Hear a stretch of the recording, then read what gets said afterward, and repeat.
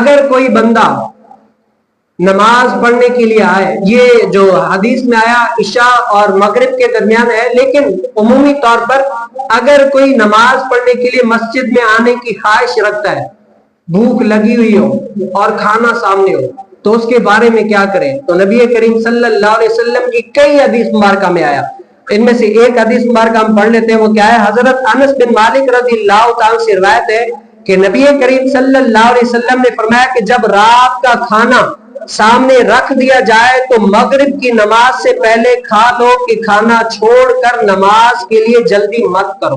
کیا ہے؟ نماز کرو، بلکہ کیا ہے؟ نماز پہلے کھانا کھا لو اور بعد میں نماز پڑھ لو۔ کیوں؟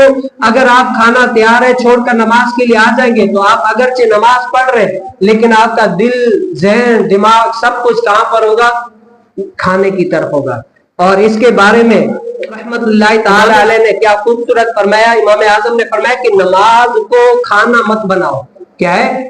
نماز کو کھانا مت بناؤ، بلکہ کھانے کو نماز بناؤ۔ یعنی نماز کو کھانا تم بناؤ کہ مطلب کیا ہے؟ ہر وقت کھانے کی طرف ذہن ہوگا اور نماز پڑھتے رہو گے تو تمہیں کیا ہے؟ کھانے کے خیالات آتے رہیں گے، بلکہ کیا ہے؟ کھانے کو نماز بناؤ۔ تم کھانا کھاتے رہو گے تو کیا ہے؟ تمہیں یہ نماز کا ثواب ملے گا۔